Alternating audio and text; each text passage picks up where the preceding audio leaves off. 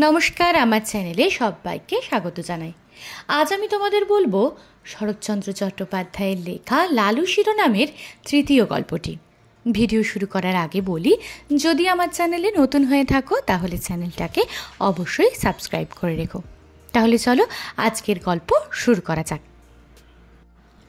আমাদের শহরে তখন শীত পড়েছে। হঠাৎ কলেরা দেখা দিলে তখনকার দিনে ওলা ওঠার নামে মানুষ ভয়ে হতজ্ঞান হতো। কারো কলেরা হয়েছে শুনতে পেলে সে পাড়ায় মানুষ থাকতো না। মারা গেলে দাহ করার লোক মেলা দুর্ঘট হতো। কিন্তু সে দুর্দিনেও আমাদের ওখানে একজন ছিলেন যার কখনো আপত্তি ছিল না। গোপাল খুঁড়ো তার নাম। জীবনের ব্রত ছিল মরা পোড়ানো। কারো অসুখ শক্ত হয়ে উঠলে তিনি ডাক্তারের কাছে প্রত্যহ সংবাদ নিতেন। আশা নেই শুনলে খালি পায়ে গামছা কাঁধে তিনি ঘণ্টা দুই পূর্বেই সেখানে গিয়ে উপস্থিত হতেন। আমরা জনা কয়েক ছিলাম তার চেলা। মুখ ভার করে বলে যেতেন, ওরে আজ রাত্রিটা একটু সতর্ক থাকিস, ডাকলে যেন সাড়া পায়। রাজোদ্দারে শ্মশানে চ, শাস্ত্রবাক্য মনে আছে তো? আগে আছে বই কি, আপনি ডাক দিলেই গামছা সমেত বেরিয়ে পড়ব। বেশ বেশ, এই তো চাই, এর চেয়ে পুণ্যকর্ম সংসারে নেই। আমাদের দলের মধ্যে ছিল লালুও একজন। ঠিকাদারির কাজে বাইরে না গেলে সে কখনো না বলতো না। সেদিন সন্ধ্যাবেলা বিষণ্ণ মুখে খুড়ো এসে বললেন, বিষ্ণু পণ্ডিতের পরিবারটা বুঝি রক্ষা পেলে না। সবাই চমকে উঠলাম। অতি গরিব বিষ্ণু ভট্টাচার্যের কাছে বাংলা স্কুলে আমরা ছেলেবেলায় পড়েছিলাম। নিজে সে চিররুগ্ন এবং চিরদিন স্ত্রীর প্রতি একান্ত নির্ভরশীল। জগতে আপনার বলতে কেউ নেই। তার মতো নিরীহ অসহায় মানুষ সংসারে আমি দেখিনি। রাত্রি আন্দাজ 8টা। দড়ির খাটে বিছানা সমেত পণ্ডিত গৃহিণীকে আমরা ঘর থেকে উঠানে নামালাম। পণ্ডিত মশাই ফ্যাল ফ্যাল করে চেয়ে রইলেন।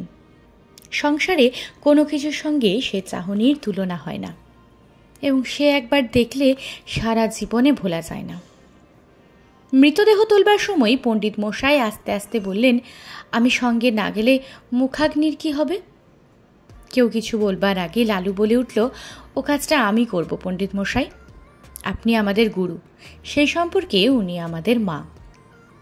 আমরা সবাই জানতাম শ্মশানে হেঁটে যাওয়া তার পক্ষে অসম্ভব। বাংলা স্কুল মিনিট 5 পথ। হাঁপাতে হাঁপাতে সেটুকু আসতেও তার আধ ঘন্টার বেশি সময় লাগত। পণ্ডিত মশাই একটু চুপ করে থেকে বললেন, নিয়ে যাবার সময় ওর মাথায় একটু সিঁদুর পরিয়ে দিবি নি লালু? নিশ্চয়ই দেব পণ্ডিত মশাই, নিশ্চয়ই দেব বলে এক লাফে সে ঘরে ঢুকে কৌটো বার করে আনলে এবং যত সিঁদুর ছিল সমস্তটা মাথায় ঢেলে দিলে। হরিবল দিয়ে আমরা গৃহ হতে গৃহিণীর মৃতদেহ চিরদিনের মতো বার করে নিয়ে এলাম। পণ্ডিত মশাই খোলা দড়ির চৌকাঠে হাত দিয়ে তেমনই চুপ করে দাঁড়িয়ে রইলেন। গঙ্গার তীরে শ্মশান অনেক দূর, প্রায় ক্রোশ 3। সেখানে পৌঁছে যখন আমরা সব নামালাম তখন রাত 2টো। লালু খাট ছুঁয়ে মাটিতে পা ছড়িয়ে বসল।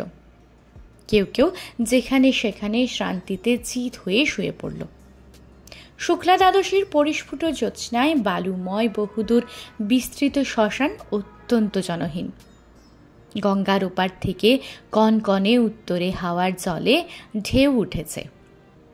তার কোনো কোনোটা লালুর পায়ের প্রায় নিচে পর্যন্ত আছাড় খেয়ে খেয়ে পড়ছে। শহর থেকে গরুর গাড়িতে পোড়াবার কাঠ আসে। কি জানি সে কতক্ষণে পৌঁছবে। আধ ক্রোশ দূরে পথের ধারে ডোমদের বাড়ি। আসার সময় আমরা তাদের হাঁক দিয়ে এসেছি। তাদের আসতেই বা না জানি কত দেরি। সহসা গঙ্গার ওপারে দিগন্তে একটা গাঢ় কালো মেঘ উঠে প্রবল উত্তুরে হাওয়ায় হু হু করে সেটা এপারে ছুটে আসতে লাগলো। গোপাল খুড়ো সভয়ে বললেন, লক্ষণ ভালো ঠেকছে না রে, বৃষ্টি হতে পারে। এই শীতে জলে ভিজলে আর রক্ষে থাকবে না। কাছে আশ্রয় কোথাও নেই, একটা বড় গাছ পর্যন্ত নেই। কতকটা দূরে ঠাকুর বাড়ির আম বাগানে মালিদের ঘর আছে বটে, কিন্তু অতখানি ছোটা তো সহজ নয়। দেখতে দেখতে আকাশ গেল ছেয়ে, চাঁদের আলো ডুবল অন্ধকারে। ওপার থেকে বৃষ্টিধারার শোঁ শোঁ শব্দ এলো কানে। ক্রমশ সেটা নিকটতর হয়ে উঠল। আগাম 2-10 ফোঁটা সকলেরই গায়ে এসে পড়ল তীরের মতো। কি করি ভাবতে ভাবতেই মুষলধারায় বৃষ্টি নেমে এলো। মরা রইল পড়ে, প্রাণ বাঁচাতে কে যে কোথায় ছুট দিলে তার ঠিক ঠিকানা নেই। জল থামলে ঘণ্টাখানেক পরে একে একে সবাই ফিরে এলাম। মেঘ গেছে কেটে, চাঁদের আলো ফুটেছে দিনের মতো। ইতিমধ্যে গরুর গাড়ি এসে পৌঁছেছে। গারোয়ান কাঠ এবং শবদাহের অন্যান্য উপকরণ নামিয়ে দিয়ে ফিরে যাওয়ার উদ্যোগ করছে, কিন্তু ডোমদের দেখা নেই। গোপাল খুড়ো বললেন, ও বেটারা ওই রকমই, শীতে ঘর থেকে বেরোতে চায় না।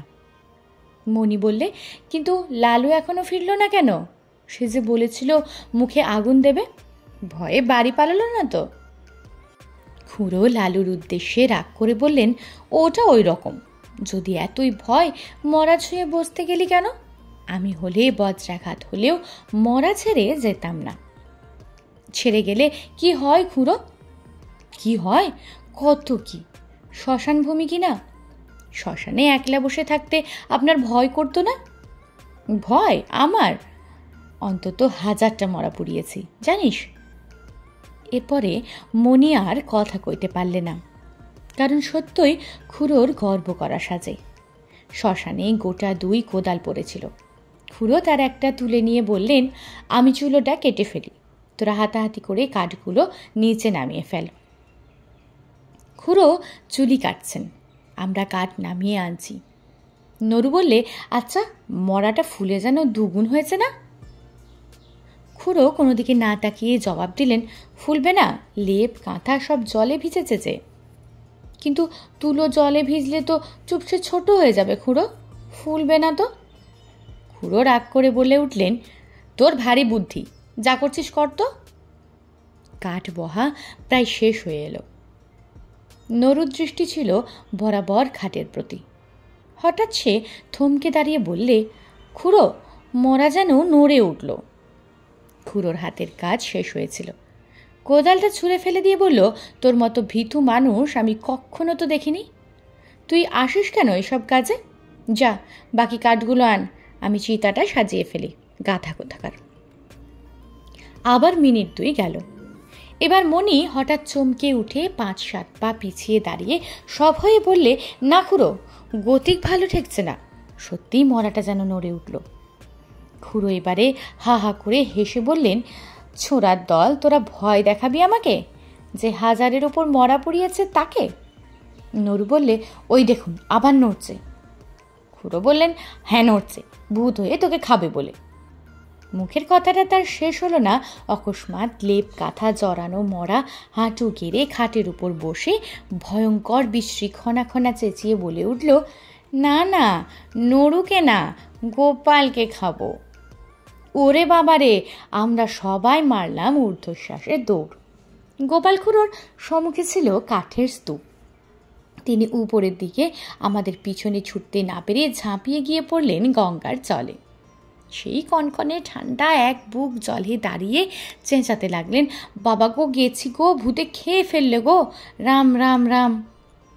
এদিকে সেই ভূতও তখন মুখের ঢাকা ফেলে দিয়ে চেঁচাতে লাগলো, ওরে নির্মল, ওরে মণি, ওরে নরু, পলাশ না রে, আমি লালু, ফিরে আয় ফিরে আয়। লালুর কণ্ঠস্বর আমাদের কানে পৌঁছালো। নিজেদের নির্বুদ্ধিতায় অত্যন্ত লজ্জা পেয়ে সবাই ফিরে এলাম। গোপাল খুড়ো শীতে কাঁপতে কাঁপতে ডাঙায় উঠলেন। লালু তার পায়ের ধুলো নিয়ে সলজ্জে বললে, সবাই জলের ভয়ে পালালো, কিন্তু আমি মরা ছেড়ে যেতে পারলাম না, তাই লেপের মধ্যে ঢুকে গিয়ে শুয়েছিলাম। খুড়ো বললেন, বেশ করেছিলে বাবা, খাসা বুদ্ধি করেছিলে। এখন যাও, ভালো করে গঙ্গা মাটি মেখে চান করোগে। এমন শয়তান ছেলে আমি আমার জন্মে দেখিনি। তিনি কিন্তু মনে মনে তাকে ক্ষমা করলেন। বুঝলেন এত বড় ভয়শূন্যতা তার পক্ষেও অসম্ভব। এই রাতে একাকী শ্মশানে কলেরার মরা, কলেরার বিছানা, এইসব তো সে গ্রাহ্যই করলে না। মুখে আগুন দেবার কথায় খুড়ো আপত্তি করলেন। না, সে হবে না, ওর মা শুনতে পেলে আর আমার মুখ দেখবেন না। সপ্তাহ সমাধা হলো। আমরা গঙ্গায় স্নান সেরে তখন বাড়ি ফিরলাম যখন সেইমাত্র সূর্যোদয় হয়েছে। এটি ছিল লালু শিরোনামের তৃতীয় গল্প। গল্পটির পত্রিকায় প্রকাশনার বিষয়ে কোনো তথ্য নেই।